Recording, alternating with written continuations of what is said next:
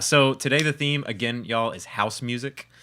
And if you don't know what house music is, or you've heard of it and you don't really listen to it that much, it's a type of electronic music that is generally in the 120 beats per minute range, and what that means, just the tempo of the song is generally around this fast.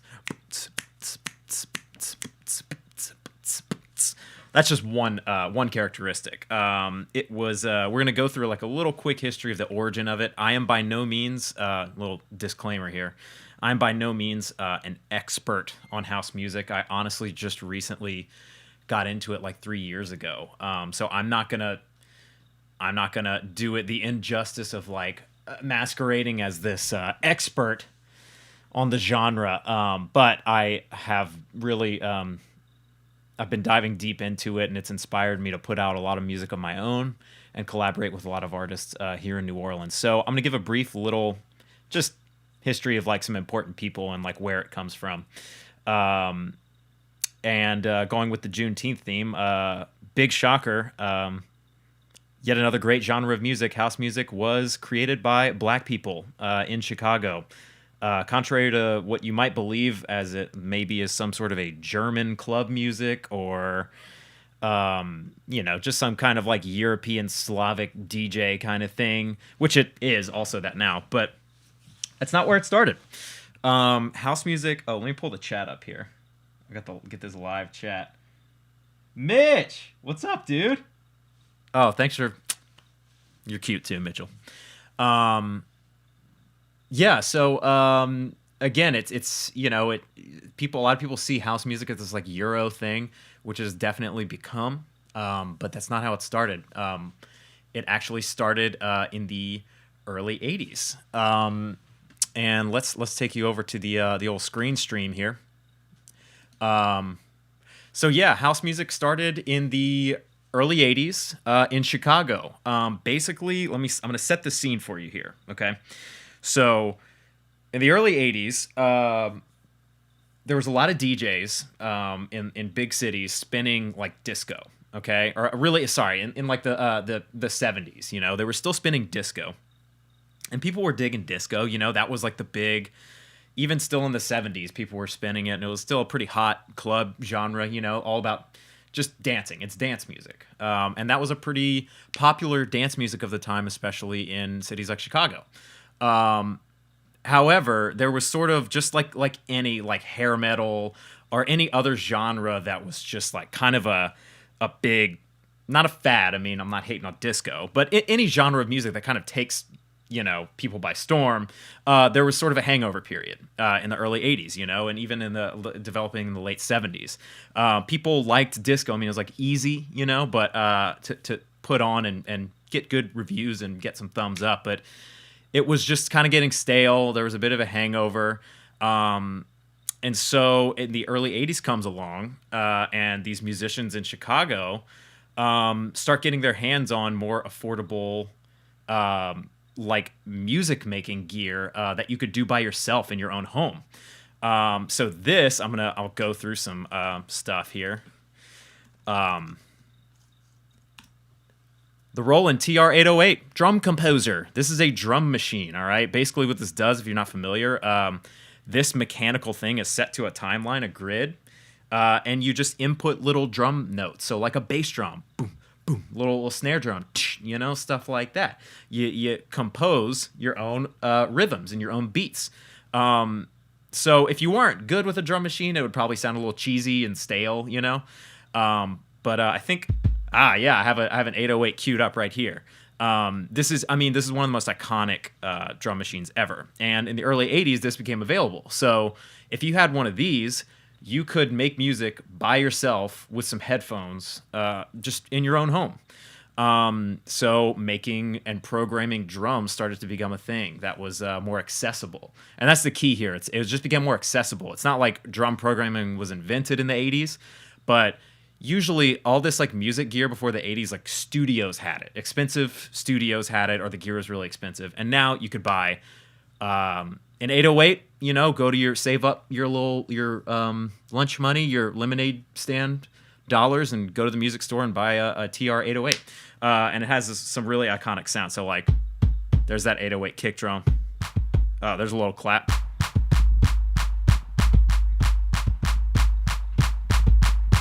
So that 808. Where's that snare? Yeah. From good old Millie. Lil Wayne, anybody? I mean, that whole song is literally just an 808, a TR 808. And when you hear people say 808s nowadays, they're usually referring to this 808 bass drum. Super fat bass drum.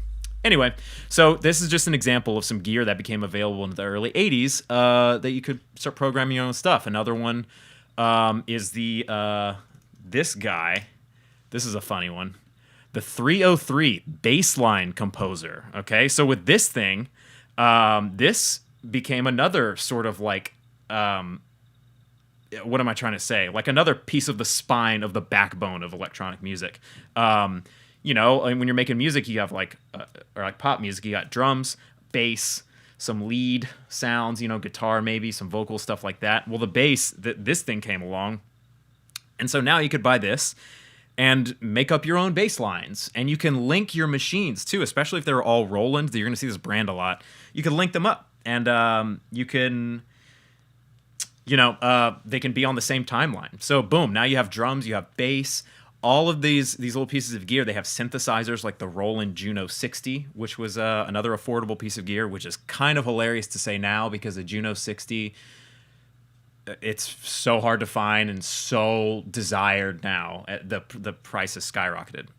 Anyway, so you got the disco hangover. And then, you know, you got radio DJs looking for something else to spin. And you now enter, you know, people with all this gear now, DJs and musicians who have all this gear. They can be alone in their home in the early 80s making little electronic music. Okay. So they start making stuff that sort of still is like reminiscent of disco. Like it still has stuff like 4 on the Floor, things like that. Little disco elements, but made on all these like electronic instruments. Enter this guy. Dude, that is such a good picture. I love this guy. Jesse Saunders, all right? So he puts out this song that we now kind of know as like the first like house track, okay? So Jesse Saunders is kind of known as like the godfather of house music, okay? Again, not a European dude, not some Slavic guy, a black American man in Chicago inventing this music. So he's, I think, pretty sure that he used the 808 that I showed you, the bass, the 303, which makes the bass lines and all this stuff. And he just goes ham and he starts experimenting at home. This is something that's kind of new to the consumer populace in America. So let me show you here. Let me make sure my live. Yeah, sweet. Okay. So we're going to listen right now to what we know to be the first house song ever. Just a clip of it. Here we go.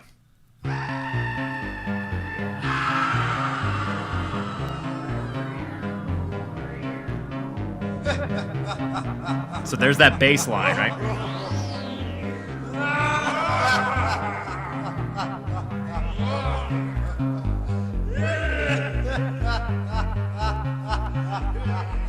All right, here comes the drums.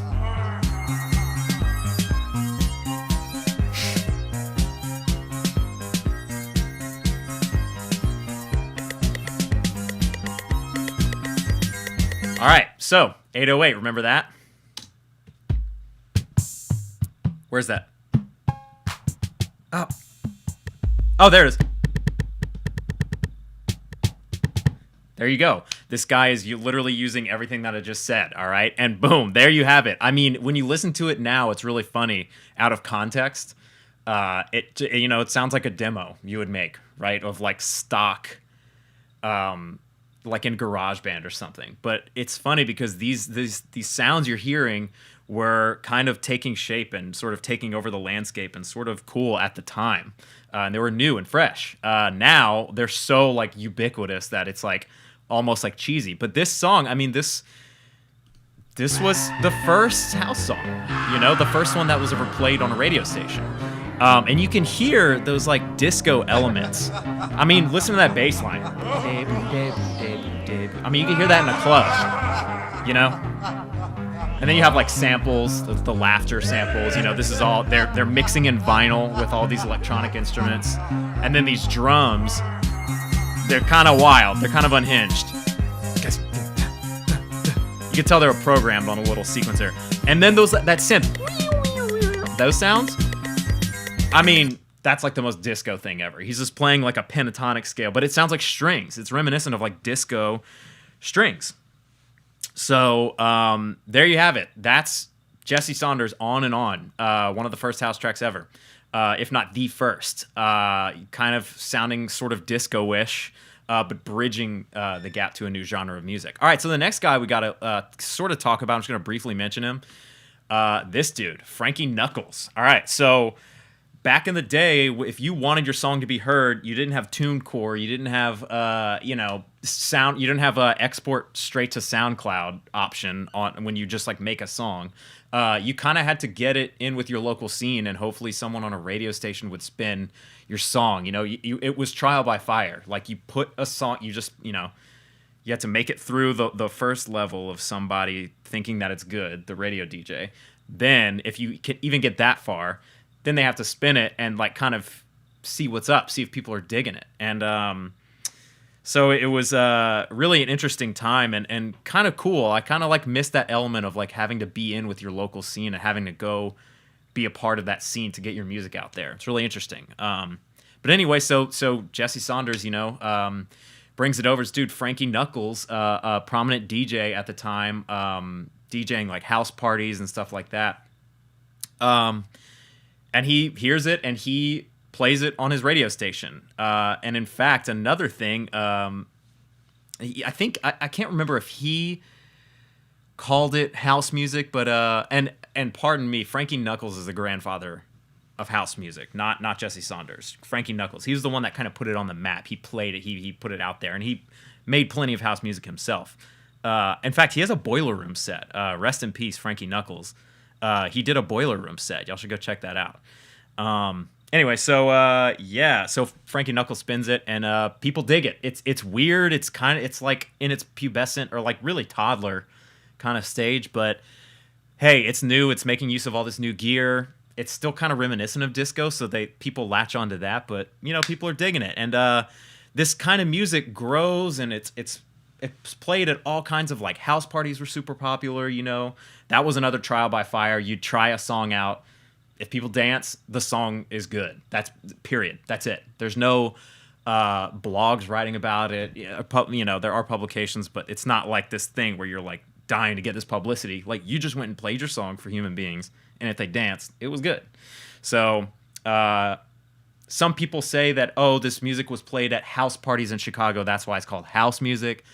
Other people say, you could take all this gear and just make this music in your house by yourself. I still think that's maybe a little debated. But again, I'm no expert, so I'm not trying to ruffle any feathers here. Anyway, there you go. Frankie Knuckles, a true legend, absolute legend. Check out his Boiler Room set. Truly, to me, the fact that he did a Boiler Room set is like, it's the most full circle thing, and it goes to show you that like true the scene, the house music scene, electronic music scene, they know where their roots are, and they respect this dude. I mean, he's one of the greatest to ever do it, and he sort of is a pioneer. All right, so now I do have a Frankie Knuckles song. I didn't get that much of it. I'll just stuff. I only took a little bit of it because I knew I wasn't going to talk about him that much. But really, I want to go on. I just want to also shout out this guy, Mr. Fingers, a.k.a. Larry Heard. Another absolute legend. So once house music was kind of like it's hard to even say if it was established or not, but like we're in like 1983. I think that song On and On came out.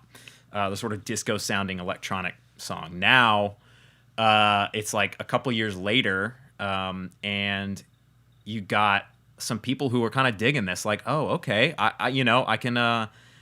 I can invest some money in these like pieces of gear, make some music by myself. The scene is kind of getting hot. It feels fresh. Like we were stuck in this weird, like, what is electronic music? Is it bleeps and bloops? people are still going to disco, but now people were like, oh shit, we can make this music have the same effect as disco, where people are just dancing and losing their minds, but it's new and it's fresh, all new sounds. So, all right, so now we got a scene.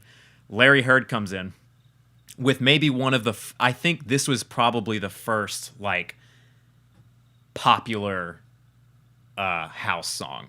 And when you listen to it, you're gonna definitely hear more modern music. Like in that first song, that's kind of like the prototypical house song, where it's like, it's rough around the edges, sounds demo-y. Maybe I wouldn't listen to it on my workout playlist, but it's, you know, I respect it, and it has its place in history. But this song, I mean, I listen to this song all the time. It's called Can You Feel It? And it's by this man, Larry Heard. Absolute legend, again from Chicago, where house music was invented. Here is Can You Feel It by Mr. Fingers. Please buckle up. This is one of my favorite songs, and I'm going to show you how it inspires me even to this day. Can You Feel It by Mr. Fingers.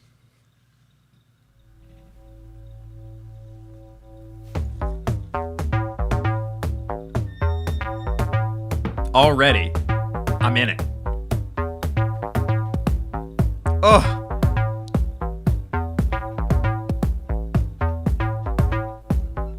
I'm so in this. Oh. Oh. Woo. Larry, give him the claps. Come on.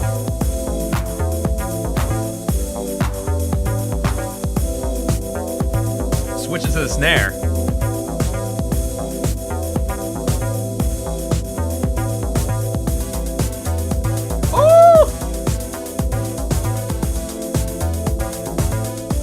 Oh my god, dude. You hear that? You notice the hi-hats? It's not perfect 16th notes. It's like a little shuffle, but barely.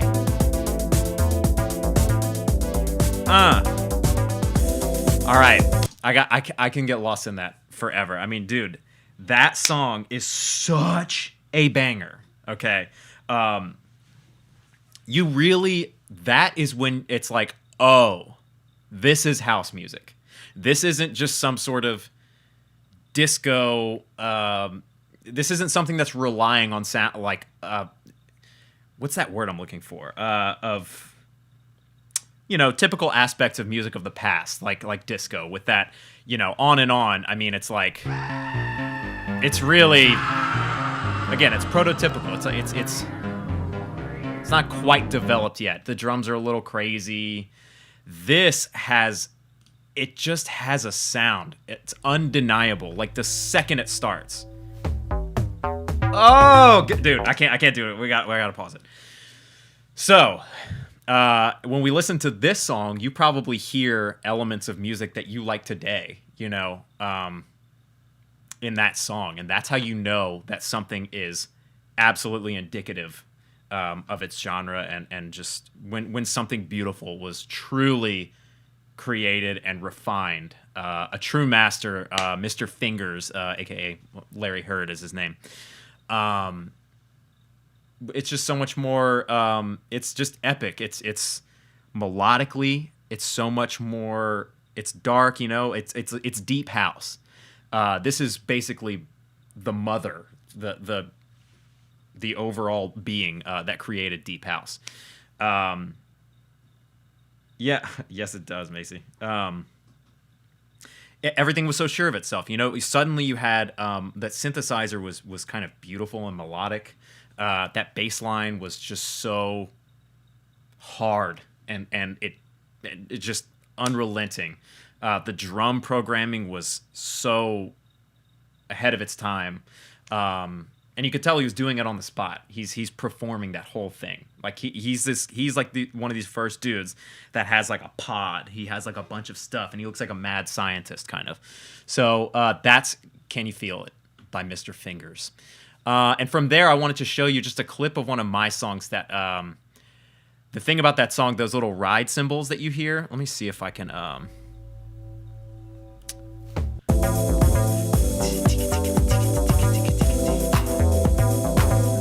super, super duper inspired by. By the way, this song features the 909. So you have this kind of sound. Where's the clap? So this is kind of we're talking about a little bit about techno. This is almost let's see if I can do this. So there you go. That's the 909 was another drum synthesizer, and that's what Mr. Fingers used there on Can You Feel It? So again, that ride cymbal thing, just to show you how ahead of his time and how iconic that was. I'm gonna play a song that I released called "A Seat Between Us." It's the first house track I released to the public. Here it is, and you can hear the influence.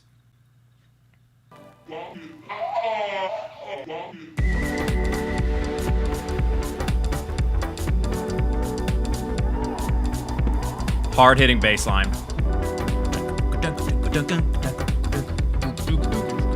You know, ride cymbals. I mean, iconic. I'm not tuning my own horn too much though.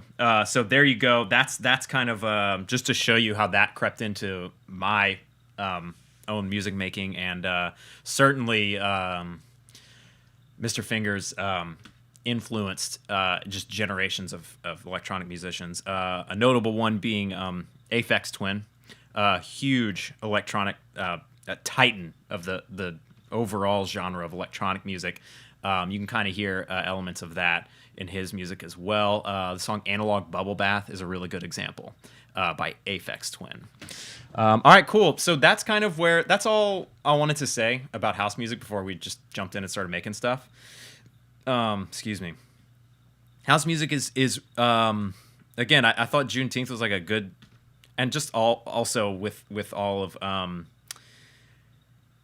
you know, racial injustice and white supremacy and like all of this stuff being in the forefront of our national conscience here in America. If you're watching from abroad, you know, I just feel like it's a good time to just kind of pull these little tidbits of info from parts of our culture that you would never have guessed. And one of them to me is that house music was invented by black people in Chicago in the 80s, because you typically don't think of it as like a black music like you maybe would with like jazz or other black American music.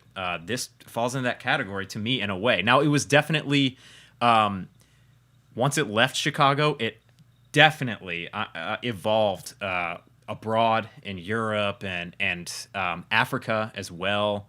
All kinds of different places. It definitely evolved and took flight in many other places, but it was, you have to say, it was born in Chicago by black Americans. And I'm super proud that I feel fortunate that I'm able to make the music that's influenced by this. And these people are my heroes. Even though I really just discovered them not that long ago, I consider them to be absolute legends.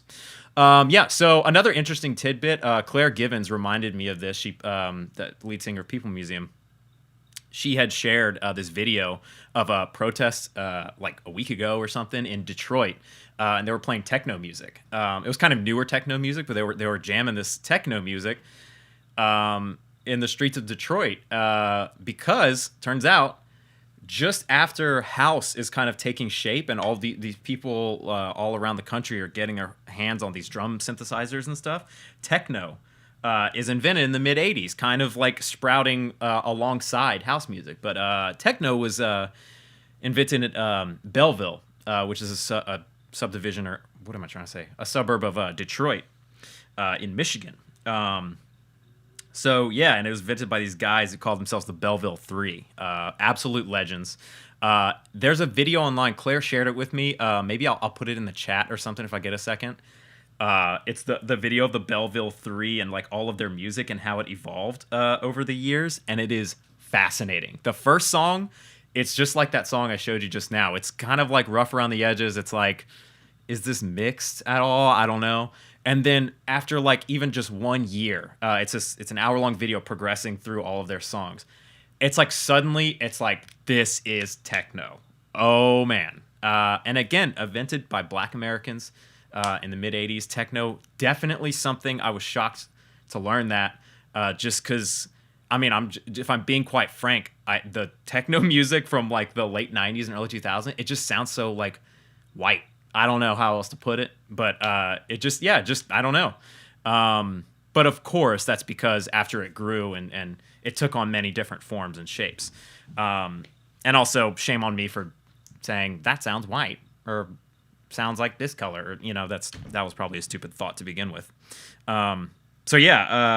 Techno music invented in Detroit in the 80s alongside house music. I don't know if it was in response to it or after it, but I'm just going to say they were like kin. They kind of evolved up there in the North chilly winter land of, the North United States of America. So there you go, y'all. A little history for you. And just to honor these heroes who created and paved the way for all of us to make electronic music as we do today. So let's make some tracks. Let's see.